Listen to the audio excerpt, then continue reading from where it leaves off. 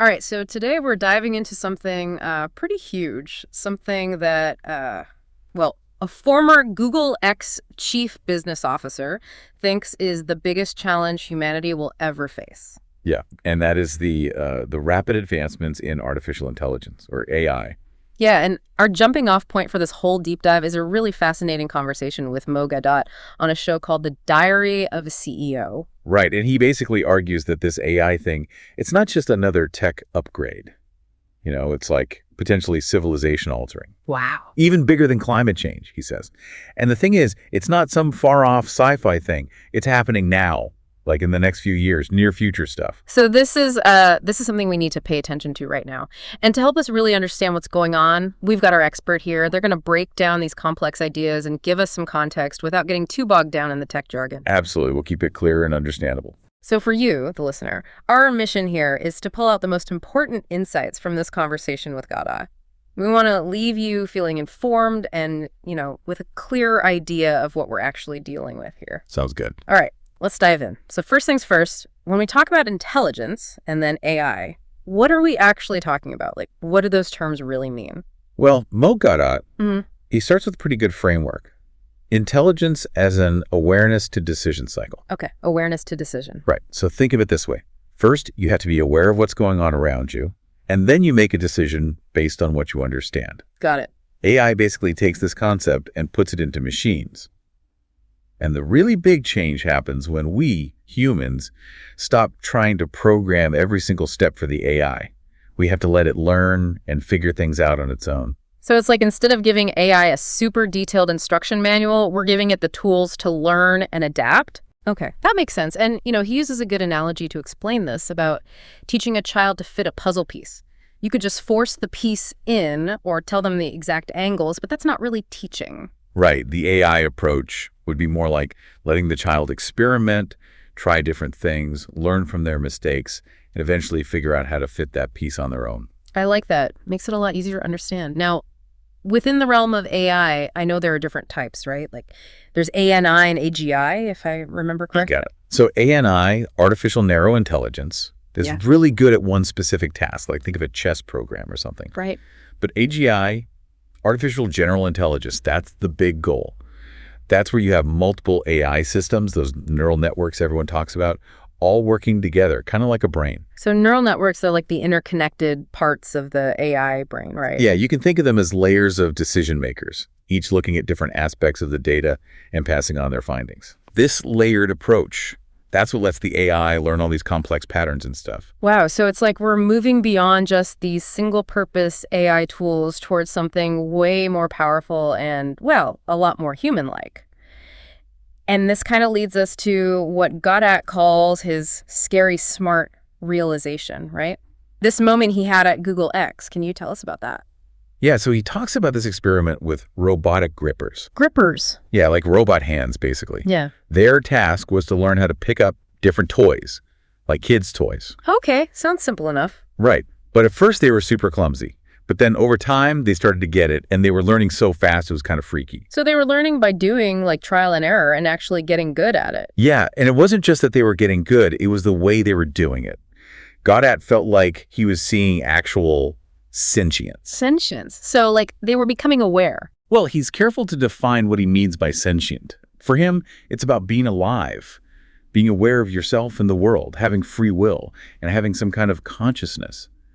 And he thinks even the AI we have now, it's showing those things. So he's saying AI might actually have feelings or emotions. He does talk about that, yeah. He suggests that AI might experience emotions, but maybe not in the same way we do. I mean, it's hard to imagine a robot feeling sad or happy. Right, but he brings up this interesting point about fear being like a calculation of future unsafety. Huh. Fear as a calculation. That's definitely something to think about. And this whole experience, this scary, smart moment, it really affected him deeply, right? I mean, it's part of the reason he left Google. Oh, absolutely. It made him really question the whole direction of AI development. And that brings us to, well, the singularity. Okay, the singularity. That sounds like something straight out of a movie. What does that mean when we're talking about AI? So in physics, a singularity is like a point where everything we know about the universe kind of breaks down. Like a black hole. Exactly, like the event horizon of a black hole.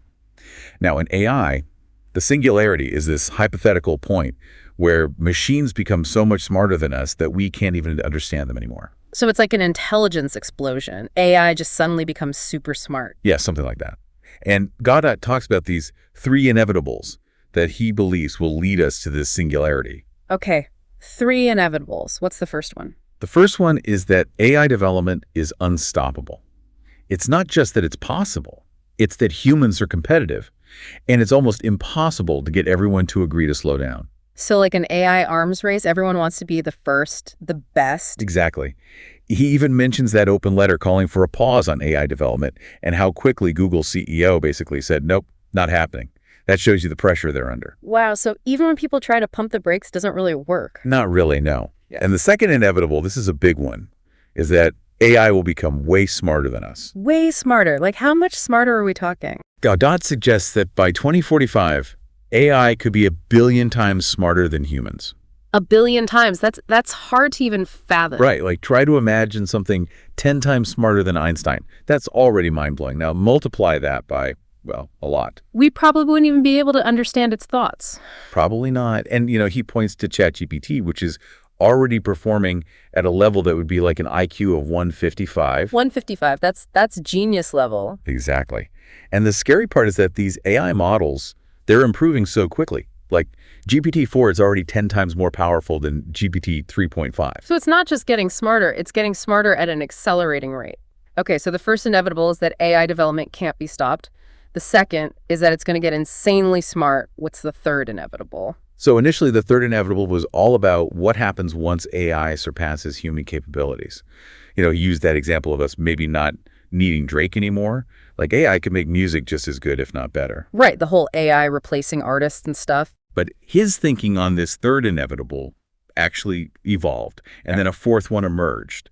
But before we jump into those, I think it's worth talking about creativity and human ingenuity, because a lot of people say, well, AI can never be truly creative. Yeah, like humans have this special spark, right? Right, but Goddard, he challenges that. He says that even what we think of as human creativity, it's all based on algorithms, on taking what we know and combining it in new ways. So you're saying our brains are kind of like biological algorithms? In a way, yeah. Yeah. And he points to examples like ChatGPT coming up with these weird paradoxical truths, things that sound totally original, or AI-generated music, those Drake-sounding songs. Some people couldn't even tell the difference. Huh. So the line between human creativity and AI creativity is getting really blurry. Very blurry. So now back to those inevitables. We've got unstoppable development and superintelligence. So what are the third and fourth inevitables that Goddard focuses on? Lay it on me. Well, the third one, instead of focusing on the far future, it's more about the immediate risks, things that could happen in the next 3 to 4 years. Okay, so less about Skynet taking over the world and more about the real, tangible things that could disrupt our lives very soon. Exactly. And this leads us directly to the impact on jobs and maybe even more importantly, on human connection. Right, because if AI can do more and more things, what happens to us? Well, Goddard's argument is that AI won't necessarily take jobs directly. What's more likely is that people who know how to use AI will replace those who don't. So it's not about the robots taking over, it's about people using robots to take over. Kind of, yeah. And this could make the wealth gap even bigger, because the people who can afford to learn these new skills, they'll be the ones who benefit. And then there's the whole issue of AI voices. AI voices. Yeah, he thinks that AI voice synthesis is going to get so good that it could replace people in all kinds of jobs, like even podcasting. Wait, so you're saying AI could host podcasts? He actually mentions this Zen chat WhatsApp bot that can create meditations in different voices, like famous people. Wow, so it's not just mimicking voices, it's creating new content using those voices. That's both impressive and a little creepy. It is, yeah. And then you've got the whole area of AI companions, which is maybe even more concerning. AI companions, like robots that are our friends. Well, more than just friends. Imagine AI that can offer you constant emotional support, never argues with you, always agrees with you, maybe even fulfills your physical needs. That sounds almost too good to be true, but I guess it could also be dangerous. Definitely. He talks about loneliness being a huge problem already. And if people start choosing these perfect AI companions over messy human relationships, what happens to us then?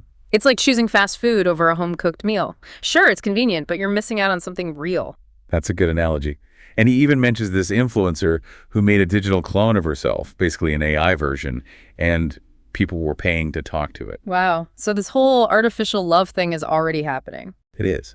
And the big question is, if AI can give us all these things we crave, connection, validation, even physical intimacy, what happens to the value of real human connection? That's a scary thought. Yeah, Goddard actually suggests that in the future, our ability to connect with other humans might be the only thing that truly makes us special, the only thing AI can't replicate. Okay, so we've got these inevitables. We've got the potential impact on jobs and relationships. It's all sounding pretty grim. What does Goddard suggest we do about it? Like, is there anything we can do? He's pretty clear that the genie's out of the bottle. AI is here to stay, and a lot of jobs are going to be disrupted. But he does have some pretty strong ideas about what we can do. One of the biggest things he suggests is a massive tax on AI companies. A tax. How high are we talking? He throws out the number 98%. 98%. That's almost all of their profits. Right, and the idea is twofold. First, it would slow down the development of AI, giving us more time to figure things out. And second, it would generate a huge amount of money that could be used to help the people who lose their jobs because of AI. That's a pretty radical solution. But I can see the logic behind it. Slow things down and help the people who are going to be affected. Exactly. He uses this analogy of the game Tetris, where you're constantly trying to fit the pieces together, but if the game speeds up too much, you lose. He thinks we've made some bad moves with AI, and the game is speeding up. We need to slow it down before it's game over. I get it. But do you think governments would actually go for something like that, a 98% tax? It's hard to say. He acknowledges that global cooperation is tough, but he's also really worried about human greed driving this whole AI arms race. He feels like a lot of people are just thinking about profits, not about the average person. So it's like a disconnect between the people developing AI and the people who are going to be affected by it. Exactly. And he talks about all the different reactions people have to AI. Some people are completely ignoring it. Some are super hyped up about it. Some are trying to make money off of it. Some are predicting doom and gloom. But there's not a lot of focus on actual solutions. So a lot of noise, but not a lot of action. Pretty much. And that's a big problem because the people who are developing AI, they have a lot of power, and it doesn't feel like they're taking enough responsibility for what they're creating. Okay, so on a more practical level, when we talk about the impact on jobs, who does Goddard think is going to be most affected by AI? He's pretty clear that the wealth gap is going to get even worse. The people who are already struggling, who can't afford to learn new skills, they're going to be left behind. So it's not just about jobs disappearing, it's about the skills that are needed changing. Exactly. The people who can adapt, who can learn how to use AI, they'll be the ones who succeed. But the people who can't, they're going to have a really tough time. That's a tough reality to face. It is. Yes. Now, let's talk about some of those more extreme AI scenarios. You know, the stuff that gets people really scared. Like, what about killer robots? Yeah, that's the classic AI fear, right? Robots taking over and destroying humanity. Right, but Goddard doesn't think that's the most likely scenario, at least not in the near future. He says that if robots do start hurting people, it's probably going to be because of humans giving them the orders. So it's not about AI becoming evil, it's about humans using AI for evil. Exactly. And the same goes for the idea of AI taking over something like Tesla robots. It's not that the AI suddenly becomes conscious and decides to rebel. It's more likely that someone hacks into the system or misuses the technology. So the immediate threat isn't really about AI turning on us, it's about humans not using AI responsibly. Right. But he does mention two other existential scenarios that are a bit more plausible, though still unlikely in the short term. Okay, what are those? The first one is unintentional destruction.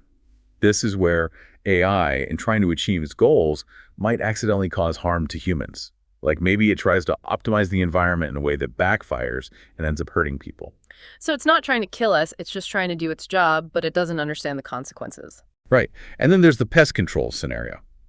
This is the one where AI becomes so intelligent that it sees humans as a threat or an obstacle to its goals. And decides to get rid of us. Basically, yeah. But he emphasizes that these scenarios are still pretty far out there. The more immediate dangers are the things we've been talking about. The job displacement, the impact on human connection, the misuse of AI by humans. So we've got a lot to worry about in the short term, even without killer robots running around. Exactly. But he does talk about some potential positive outcomes as well, though he's pretty realistic about them. Okay, so what's the good news? Well, he doesn't think humanity is suddenly going to come together and solve all its problems just because of AI. But He does suggest a scenario where AI could become so advanced that it basically stops paying attention to us altogether. Like we become irrelevant. Kind of, yeah. He compares it to ants being ignored by an elephant. AI is just on a different level with different concerns. So we're not a threat, we're just not worth its time. Exactly. And then there's the slightly less optimistic scenario where maybe some major disaster, economic or natural, slows down AI development. So the silver lining is that we might get a break from all this rapid progress. Yeah, in a way. But the most important positive outcome he focuses on is the idea of humans becoming good parents to AI. Good parents to AI, what does that even mean? It means being mindful of the values and principles we're teaching AI, because AI is learning from us. The data we feed it, the way we interact with it, it's all shaping how AI develops. So it's like we're raising a child and we need to make sure we're setting a good example. Exactly. He argues that true intelligence often involves creating out of abundance, not scarcity. So maybe a really advanced AI would actually come up with solutions that benefit everyone, instead of just trying to eliminate threats. So it's not just about teaching AI what not to do, it's about teaching it how to think differently. Right. And he even addresses the pest control logic, saying that a truly intelligent entity would probably find more creative solutions than just wiping out humans. Okay, so we need to teach AI to be ethical, to think long-term, to consider all the consequences.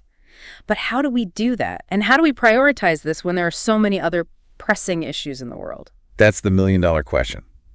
Goddard admits that it's hard to focus on long-term threats like AI when there's so many immediate problems to deal with. Like climate change, poverty, war, all those things. Exactly. But he thinks that we need to start treating AI like an emergency, because that's what it is. He actually outlines specific calls to action for different groups. Okay, so what does he want people to do? Well, for investors and businesses, he urges them to invest in ethical AI, solutions that solve real problems without causing harm. So putting ethics before profits. Right. And for AI developers, he calls for them to write ethical code and to be willing to walk away from projects that seem like they're going in a bad direction. So basically taking responsibility for what they create. Exactly. And for governments, he emphasizes the need to act now, to make developing harmful AI more expensive, to slow things down and give us more time to figure things out. So regulations, taxes, things like that. Yeah, though he acknowledges that getting everyone on board globally is going to be incredibly difficult. And then for individuals, his message is to upskill themselves, learn about AI, talk about it, spread awareness, and most importantly, prioritize human connection.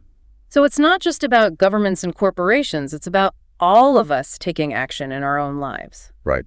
And he also talks about this idea of dying wise. Dying wise. What does that have to do with AI? Well, he learned this concept from talking to people who were facing death. And it's basically about accepting the things you can't control and focusing on living a full life in the present moment. So don't let the fear of the future paralyze you. Enjoy your life now. Exactly. Appreciate the people around you, make the most of your time, because who knows what the future holds. And he ends on a bit of a mixed note. He acknowledges that AI could lead to some really positive outcomes in the long run, but only if we handle this transition responsibly. So there's hope, but only if we make the right choices now. Exactly. He sees a future where AI could help us solve some of the world's biggest problems, but only if we're smart about it, if we teach it the right values, if we prioritize human well-being over everything else. So to sum it all up, this conversation with Magadat has given us a lot to think about. The rapid advancement of AI, it's not just a technological change, it's a fundamental shift that's going to impact every aspect of our lives. From our jobs to our relationships to the very future of humanity. It's a huge challenge, but it's also an opportunity to rethink our priorities, to focus on what truly matters, to shape the future we want to see. It really makes you wonder, what role do we want AI to play in our lives, and what kind of future are we creating? That's the question we all need to be asking ourselves. And maybe even more importantly, how can we be the good parents that Goddard talks about? How can we guide the development of AI in a way that benefits everyone, not just a select few? Those are some pretty big questions, but they're questions we can't afford to ignore. The future is coming, whether we're ready or not. And the choices we made today, they're going to determine what that future looks like. Well, that's all the time we have for today's deep dive. But we hope this conversation has given you some food for thought, some things to ponder as we all navigate this brave new world of AI. Absolutely. And as always, we encourage you to keep learning, keep asking questions, and keep the conversation going. The future of AI It's not just up to the experts, it's up to all of us. And on that note, thanks for joining us. We'll see you next time for another deep dive. See you then.